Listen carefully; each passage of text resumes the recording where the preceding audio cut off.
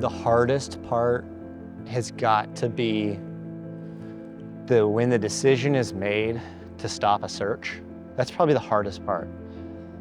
When all resources have been exhausted, we have gone well beyond the computer models of survivability, and knowing that someone was still alive at some point and you just didn't see them, or that when you look back after a case, some of the most memorable cases are the cases where someone didn't make it, or maybe some of the people in a party didn't make it, but we were in the area and doing our best, but it just didn't make it to them in time. So the hardest part is looking back at those cases and thinking, what could you have done differently?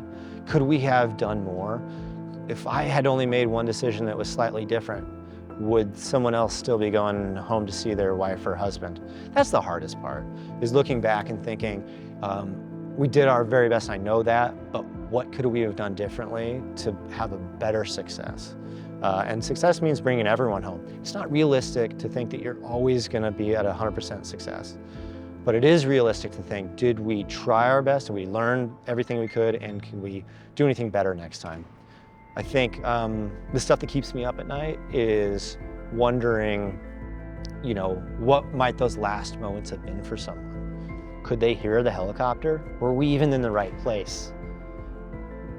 Were we on time? Did we get there fast enough? And you run those kinds of scenarios, like what could we have done differently? What could the organization, what could the whole system do better in order to answer those questions? And those are things we're not going to answer for ourselves. So we spend a lot of time debriefing those things. We go through, critical incident stress management, even formalized sometimes, to deal with those questions. And the fact is that we're putting the very best people, and the best machines, the best experience over the top of people that need help.